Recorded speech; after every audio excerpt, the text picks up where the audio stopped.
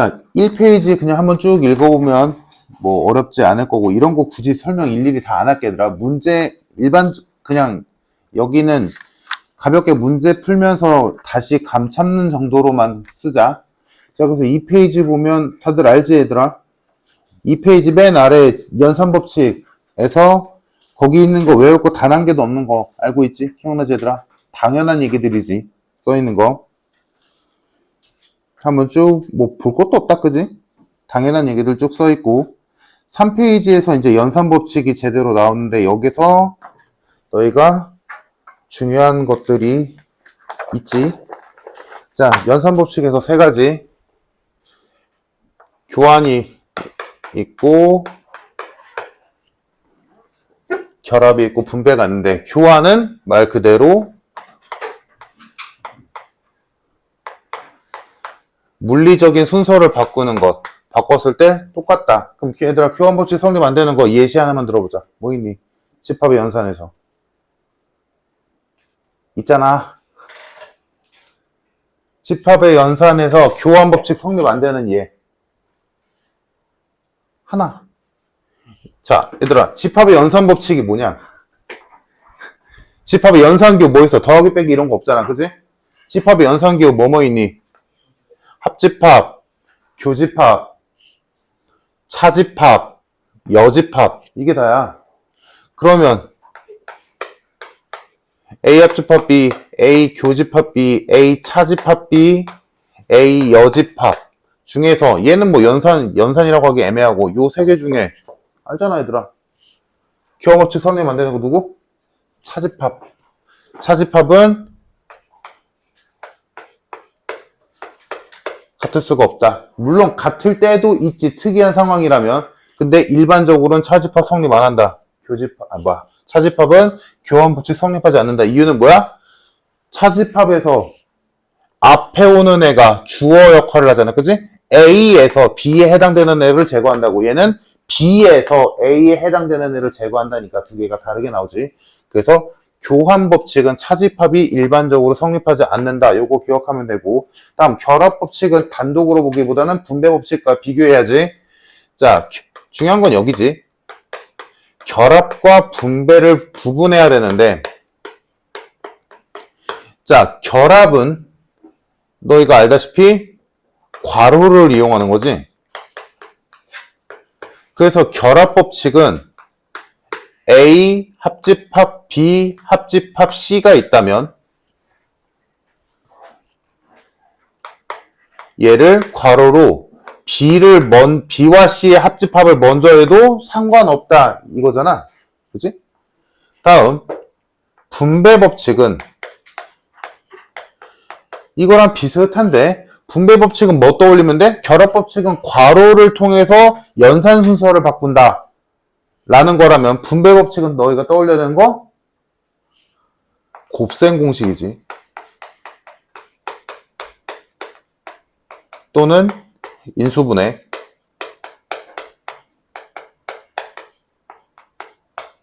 즉 A 합집합에 B 교집합 C가 있다면 요거를 뭐랑 똑같이 보는 거야? 예를 들어 X 곱하기 Y 플러스 Z라고 보자는 거지. 그럼 요거 분배해주면 XY 플러스 XZ니까 여기서 곱하기 생략되는 거 알지? 그러면 고스란히 똑같은 거지. 그래서 얘가 A와 B의 합집합과 A와 C의 합집합의 교집합이다 라고 된다는 거지. 그지? 똑같은 거 구조 이해되지? 얘들아? 자, 그러면 둘 다 비스무리하게 생겼는데 결합과 분배의 가장 큰 차이가 뭘까? 쉽게 말하자면 야, 여기서 이거 괄호 있는 거나 없는 거나 똑같다라고 하면 이거 결합이잖아. 근데 얘는 결합으로 하면 안 된단 말이야. 그지? 다음, 요것도 마찬가지. 이거를 보고 이거를 보고 아, 이거 분배법칙 써서 A와 B의 합집합과 A와 C의 합집합의 합집합이다라고 하면 틀린 건 아니지만 바보짓이지. 그지? 왜 얘는 결합이고 왜 얘는 똑같이 지금 여기만 보자면 똑같잖아. 생긴 건, 구조상. 근데 왜 얘는 결합이고 얘는 분배야? 뭔 차이 때문에? 현아, 뭔 차이야? 그치. 결합과 분배의 차이는 결합은 합집합이건 교집합이건 간에 동일한 애들로만 있어야 돼. 분배는 달라야 돼. 요 차이. 같을 때는 결합하는 거고 다를 때는 분배 쓰는 거야. 그리고 분배에서 지금 내가 말한 게 이제 결합과 분배의 차이점이고 분배만 보자면 너희가 얘를 분배한다. 말 한글 때문에 그런 건데 얘를 분배한다라고 해서 얘에서 얘로 가는 건 잘하는데 여기에서 일로 가는 것도 분배다. 뭐야? 그러니까 내가 이 말 썼지. 인수분해. 공통인수로 묶는 짓. 여기 얘네 둘의 공통인수가 A가 아니라 A 합집합이 공통인수잖아. 그지? 그래서 A 합집합으로 묶어버릴 수 있다. 요것도 분배 법칙으로 속해. 특히나 요게 학교 시험에서 나오면 뭐 객관식으로도 나올 수 있지만 서술형으로 나오면 뭐 어떤 집합의 긴 집합의 연산을 줄이는 과정이 있을 거냐? 그때 그거 서술형으로 쓰면 2줄에서 다음 줄 갈 때 무슨 법칙 썼는지 2줄에서 다음 줄 갈 때 무슨 법칙 썼는지 이런 거 다 써야 된다. 그럴 때 요거 헷갈리면 안 되고 다음 그래서 여기에서 나왔던 게 지금 교환 법칙이고 그 다음이 결합과 분배였고 다음에 있는 게 이제 드모르간이라고 있는데 드모르간 하기 전에 하나 더 있지. 차집합 연산하는 거.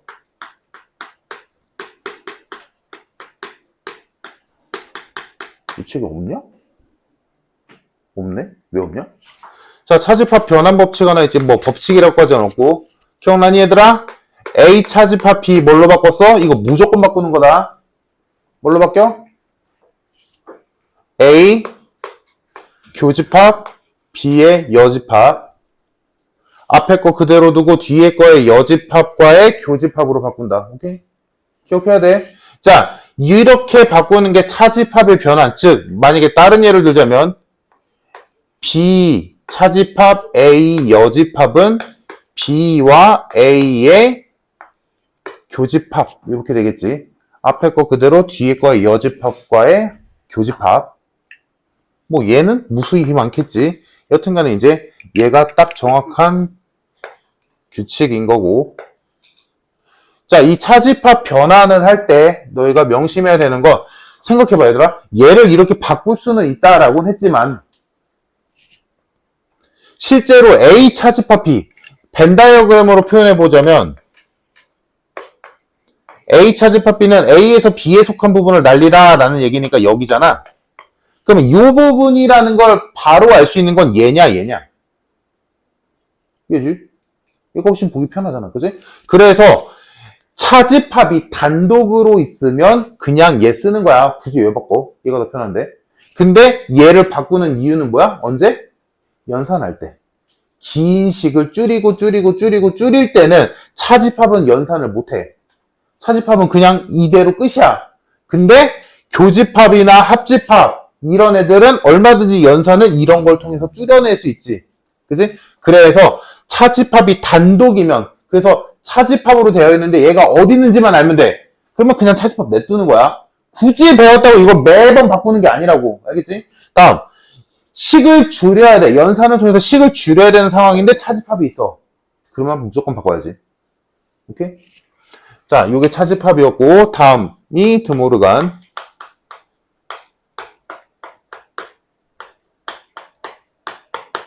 드모르간은 간단하지?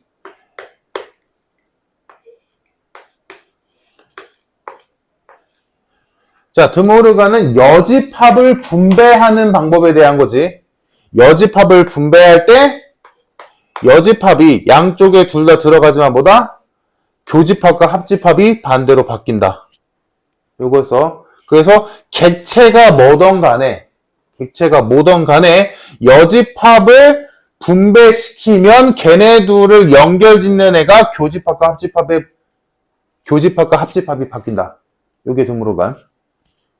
그래서 지금 여기 써있는 게 모두 다 집합의 연산 법칙들 이것들을 잘 활용해서 문제들을 풀면 되고 이따 문제 나오겠지.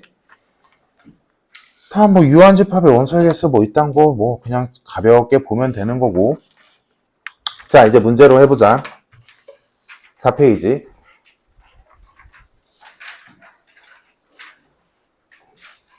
지금 어느 정도 내용 안다는 전제하에 그냥 체크할 포인트들만 짚은 거니까 이것도 일일이 또 설명하면 니네 선행으로 배웠던 게 아깝잖아. 그치? 자, 4페이지 문제 봅시다. 1번. 집합 A가, 얘들아, 너희도 마찬가지겠지만, 원래 집합 기호는 쓰는 게 맞지. 요거, 너희도 쓰는 거 귀찮잖아? 나도 귀찮아. 그래서 우리는 생략하자. 생략은 할 건데, 평소에는 생략할 건데, 언제는 써야 돼? 수행, 서술형, 여튼 서술형을 포함한 주관식. 이때는 요거 안 쓰면 무조건 점수 까인다. 무조건 까요. 알지? 뭔가 풀이 과정을 써야 되는 주관식 있지? 그거에서는 집합기호 무조건 써야 돼. 알지?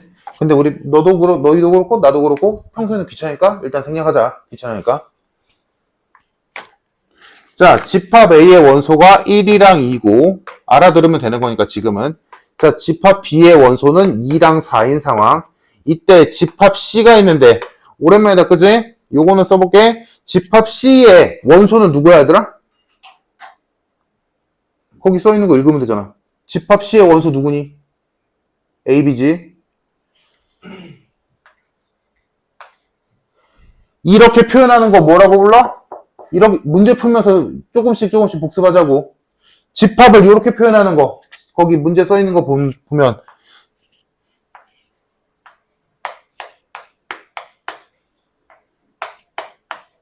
집합을 이렇게 표현하는 거 뭐라 불러? 알잖아. 조건제시법. 집합의 원소의 조건을 표현하는 거, 그게 조건제시법. 반대가 뭐야? 집합의 원소를 일일이 다 쓰는 거, 원소나열법. 자, 그때 조건제시법에서 요 바가 핵심이었지. 요 바를 기준으로 요 바의 왼쪽이 뭐야? 원소의 모양. 이 집합 C의 원소는 A와 B를 곱한 애야. 얘가 원소야. 그러면 그 바의 오른쪽에는 뭐고 쓰는 거야? 얘네들의 성질을 써주는 거지. 그래서 결론, 집합 C의 원소는 A와 B를 곱한 값인데 이 A는 어디서 나냐? 집합 A의 원소고 B는 어디서 나냐? 집합 B의 원소다, 이 얘기지. 그래서 이 집합 C를 원소를 나열해보면, 자, A에 올 수 있는 수는 1 아니면 2, B에 올 수 있는 수는 2 아니면 4니까 얘네들을 한 번씩 곱해주면 되겠지. 그러면 곱하면 2도 되고 4도 되고 8도 되겠네. 얘가 집합 C의 원소겠다. 됐지? 뭐하래? 원소의 합을 구하래. 더하면 정답 14. 간단. 다음 유형 2번. 집합 A는 X가 원소인데 그 X는 그 X의 절대값이 4 이하인 정수. 특히나 얘들아 학교 시험에서 조건제시법으로 나타낼 때 여기를 되게 복잡하게 줄 수도 있어. 그러면 너희가 찰떡같이 알아먹으면 돼. 얘들아. 문제는 뭐 너무 많으니까. 자, 그래서 집합 A의 원소는 X인데 그 X의 절대값이 4 이하인 정수니까 집합 X의 원소는 마이너스 4, 마이너스 3 쭉 가서 3, 4까지 오겠다. 오케이? 그래서 복습해자. 집합 A의 원소의 개수는 맞니? 9개다. 오케이? 자, 다음 집합 B. 얘는 20의 약수. 이건 간단하게 쓰자. 자, 그러면 집합 B의 원소는 1, 2, 4, 5, 10, 20. 그래서 뭐 문제랑 상관없지만 일단 복습하는 겸 해서 몇 개?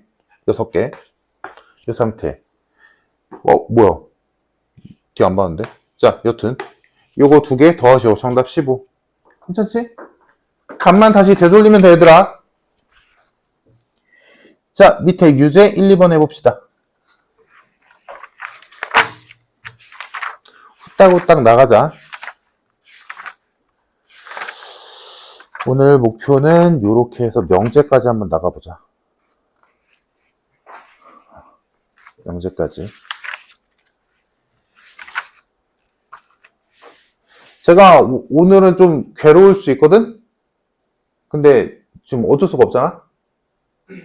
그러니까 네가 미리 듣고 와야 돼. 너가 화토로 네가 선택했으니까 이거는 너가 해줘야 돼. 알겠지? 13, 유제 2번에 4. 유제 1번에는 n의 배수의 집합인데 9가 원소가 된다는 건 9의 약수가 n인 거지. 거꾸로 생각하면 되니까. 그러니까 n이 될 수 있는 수는 139. 다음 유제 2번 3의 거듭제곱의 1의 자리의 수의 집합이니까 3의 거듭제곱의 1의 자리 수는 3, 9, 7, 1 이렇게 되니까 4개. 끝. 자, 다음 페이지.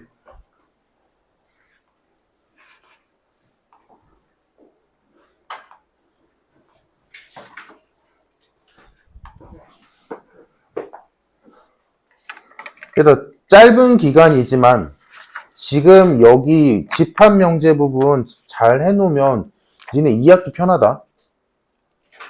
2학기가 1학기보다 더 빡세. 왜냐? 추석.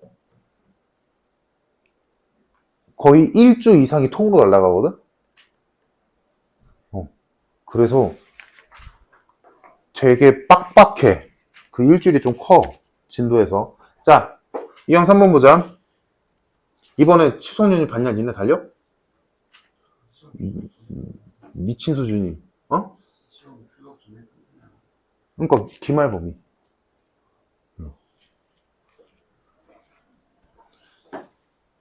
뭐 언제더라? 추석 연휴가 뭐랑 묶였는데? 개천절이랑 묶였나? 그리고 한글날이랑도 묶이지. 그래서 그 추석 끝나는 날, 추석 연휴 끝나는 다음 날이 금요일이거든? 거기에 만약에 휴가를 쓰잖아? 그럼 토일, 월, 화, 수, 목, 금, 토, 일.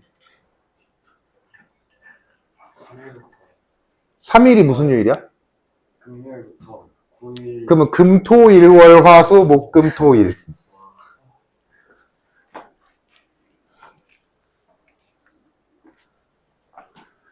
자, 보자. 집합 A의 원소는 4랑 A. 그러면 그 앞뒤로 한 며칠을 또 날린다고 봐야 되거든? 설레잖아? 손에 안 잡혀. 그러면 진짜 10월은 거의 반이 날아간다고 보면 돼.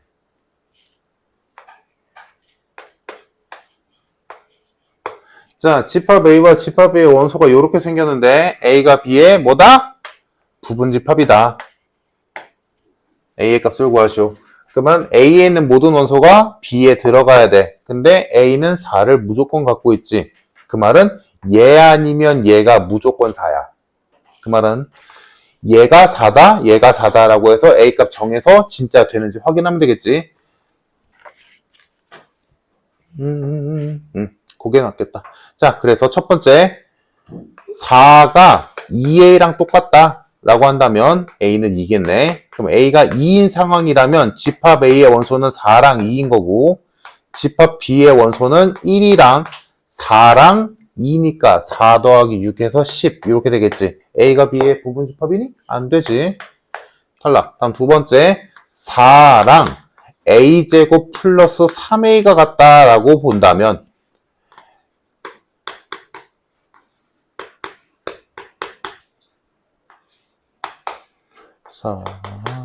마이너스 4 또는 1이네. A가 무슨 수래? 그냥 상수구나. 그럼 둘 다 해야지 뭐. 자, 얘도 또 두 가지로 나뉘겠네. 만약에 A가 마이너스 4라면 집합 A는 4와 마이너스 4가 원소고 집합 B는 1이랑 마이너스 8이랑 4가 원소지. 안 되네. 마지막 A가 1이라면 집합 A의 원소는 4와 1이고 집합 B의 원소는 1과 2와 4가 되겠지. 그래서 얘가 맞네. 그래서 A의 값은 1이다. 끝. 다음 4번 1, 2, 3, 4, 5를 원소로 갖고 있는 집합 A의 부분집합 중 두 원소 1, 2를 포함하지 않는 부분집합의 개수를 구하시오. 뭐 간단하지 얘들아? 전체 부분집합 2의 5제곱에서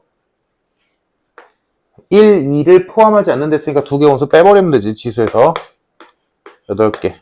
끝. 자, 뒤에 나오려나? 얘들아, 요거 한 번만. 이거 겨울방학 때 한 사람은 들어봤을 거야. 자, 집합 A가 원소가 똑같이 가자. 1, 2, 3, 4, 5. 이 상황에서 자, A의 부분집합은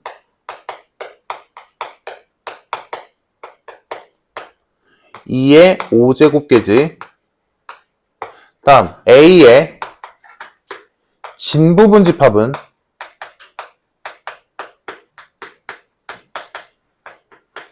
몇 개야? 31개지. 여기서 자기 자신 하나를 빼야 되는 거니까 진짜 부분이라는 의미로 자기 자신을 빼야 되니까. 다음 A의 부분집합 중 1과 2를 반드시 포함하는 부분집합 개수는 1과 2를 미리 뽑았다라고 생각하자는 거지. 그래서 2의 5제곱에서 무조건 들어가는 두 가지를 뺀 8개가 될 거고, 반대로 1과 2를 절대 포함하지 않는다. 얘도 계산이 똑같지. 맞나? 물론 말은 표현은 다르지만 계산 과정은 똑같지. 하지만 요게 진부분집합으로 바뀌면 미세하게 달라지는 거 기억나니? 얘들아? 1과 2를 반드시 포함하는 얘네가 부분집합이었다면 진부분집합은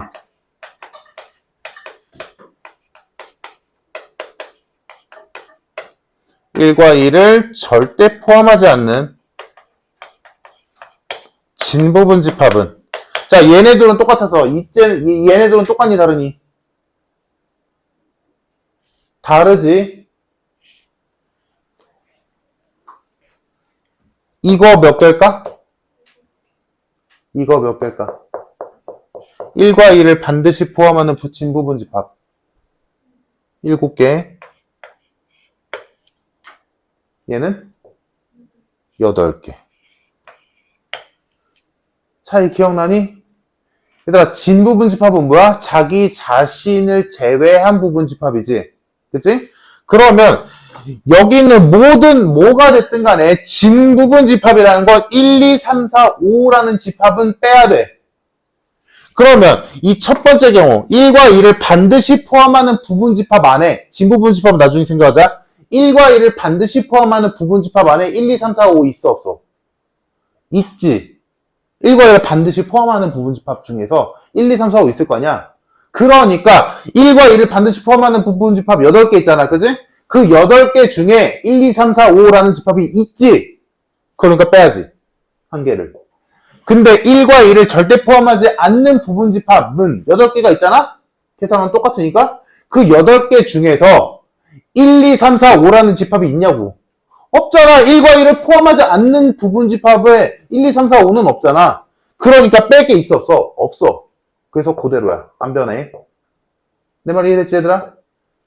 그래서 얘네 둘의 계산 과정이 똑같기 때문에 그냥 똑같이 계산을 하지만 그거를 노려서 진부분집합이라고 주어지면 이거는 계산이 달라져.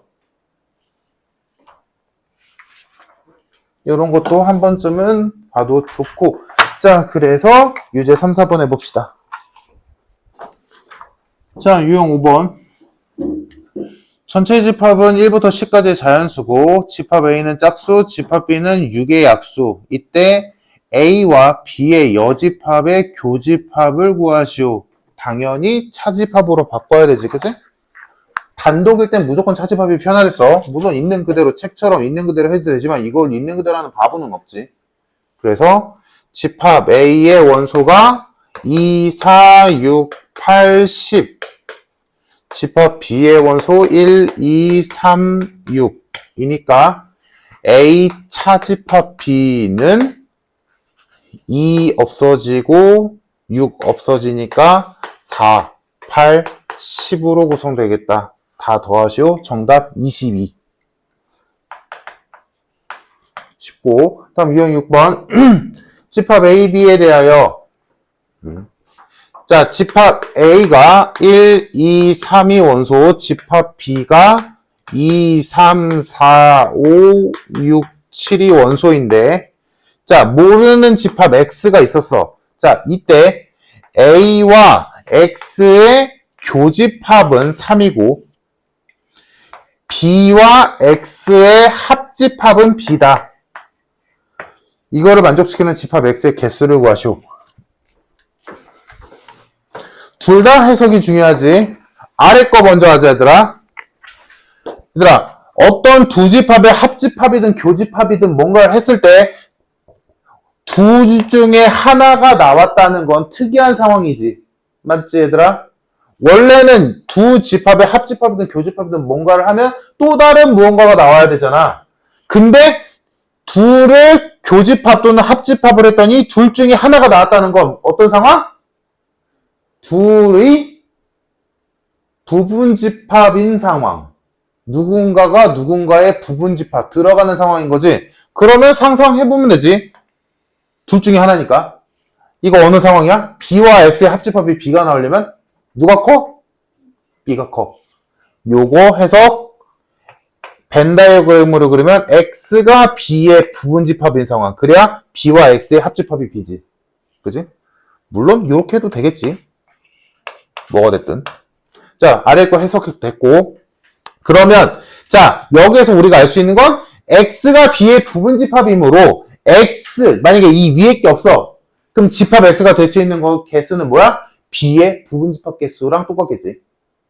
근데 이제 위에 거를 봐야지. 자, A와 X의 교집합이 3이다. 라는 거에서 우리가 알 수 있는 건 뭐야? A의 원소로 누가 있어야 돼? 3이 있어야지. A와 X의 교집합이 3이라는 거니까 X에 3이 있어야 교집합이 3일 거 아니니? 그지? A에 3이 없으면 교집합이 3이 나올 리가 없잖아. 근데 여기 하나 더 있지, 얘들아. 놓치면 안 되는 거 뭐야? 미안. A가 아니라 3이지. X지. 미안. 3이 X의 원소여야 되지, 그지? 근데 여기서 끝이야? 뭐 써야 돼? 그렇지. 교집합이 A와 X의 교집합이 3이다라는 건 X가 3을 갖고 있다도 있지만 다른 원소인 1과 2는 X가 절대 가지면 안 돼. 요거 놓치면 안 되지, 얘들아. 그래서 결론은 X라는 집합은 B의 부분집합 중 3은 반드시 포함하고 1과 2는 절대 포함하지 않는 부분집합의 개수겠다. 맞나? 그러면 B의 부분집합 2의 6제곱에서 3은 무조건 1과 2는 절대 포함하지 않았으니까 지수에서 몇 빼야 돼? 3 빼야지. 맞니? 그래서 뭐가 구하래? 집합 X의 개수? 어? 아, 그러네. 에이씨. 그러네. 여기 해석까지는 맞는데 이 B의 부분집합에서 애초에 1은 없으니까 1은 안 세도 되겠네. 그치? 그러면 빼야 되는 거는 2의 6제곱 B의 전체 부분집합에서 3은 들어가고 2는 안 들어가야 되는 거니까 2만 빼면 되겠다. 맞니? 그래서 16개가 되겠네.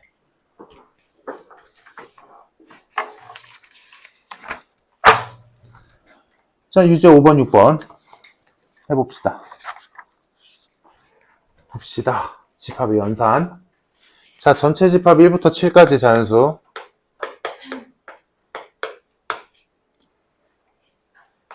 이제 진짜가 나왔지? A 교집합, A 교 B의 전체 여집합의 원소는 3이다. 다음 A 여집합과 B 여집합의 합집합의 원소는 1, 3, 5, 7이다. 이때 A의 원소는 뭐냐? 라고 물어봤네. 연산하라는 얘기지. 연산합시다. 자, 첫 번째 요거. 자, 요거를 연산해야 돼. 뭐부터 할래?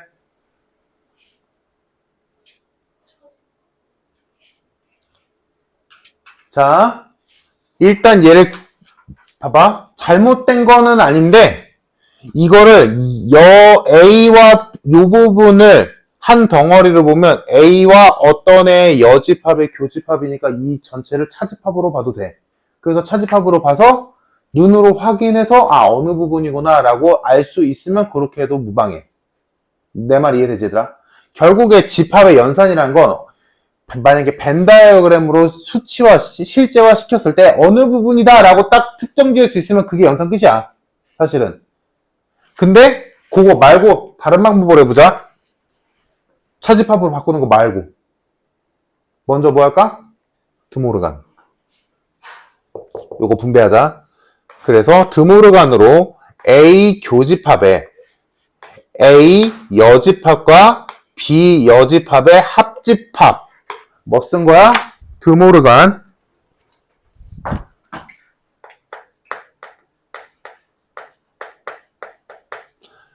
자, 그 다음에는 뭐 써?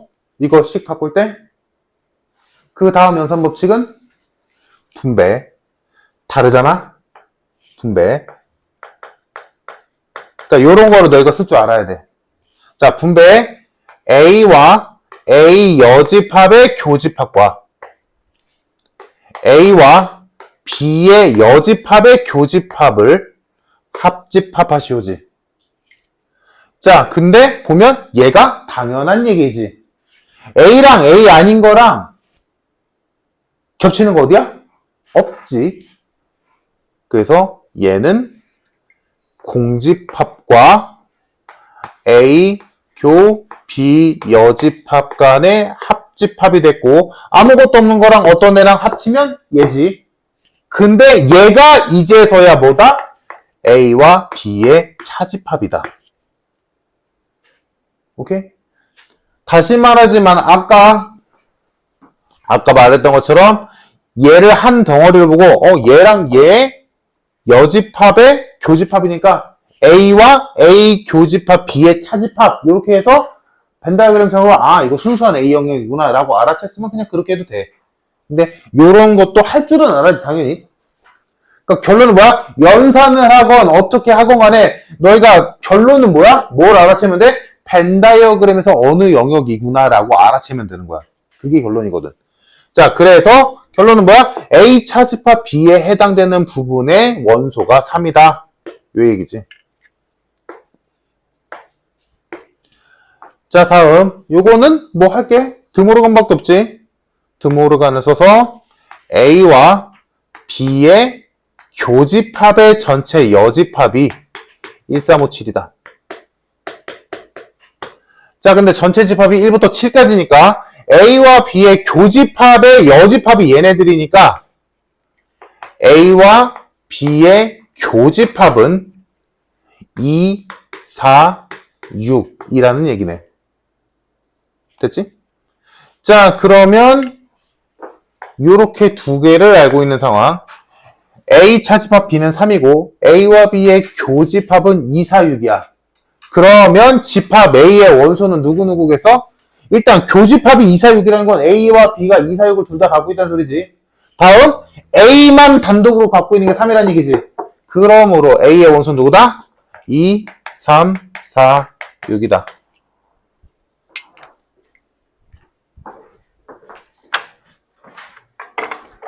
그래서 더하시오. 정답목 15. 됐니? 다음 아래 거. 아래 거는 뭐 별거 없어 보니까 바로 가자. 자, 전체 집합이 있었는데 전체 집합의 원소의 개수는 30개. 다음 A의 원소의 개수 12개. B는 17개. A와 B의 합집합의 원소의 개수는 24개일 때 A와 B의 교집합의 여집합은 몇 개냐? 이거는 원소의 개수가 몇 개냐라고 물어본 거지. 그럼 뭐 어렵지 않지 얘들아? 요거를 한 방에는 못 구하지만 뭐를 거치면 돼? A와 B의 교집합이 몇 개인지 찾으면 되겠지. 근데 이거는 망고불변의 진리인 공식이 있지 얘들아. A와 단순하게 쓰자. A와 B를 더한 다음에 걔네들의 교집합을 빼버리면 뭐가 나온다? 합집합이 나온다. 잖아, 그지? 2개짜리는 요거고 3개짜리는 하나짜리 다 더하고 2개짜리 다 뺀 다음에 3개짜리 하나 더하면 3개의 합집합이 나온다. 기억나지 얘들아? 그래서 요 식에다가 집어넣으면 바로 얘가 나오겠네. 그래서 12 더하기 17 빼기 교집합을 했더니 24가 나왔다. 얘가 29니까 교집합은 5겠네. 그러면 교집합의 원소의 개수가 5개니까 전체 집합 30개 중에 A와 B의 교집합이 5개니까 교집합 뺀 나머지는 25개겠다.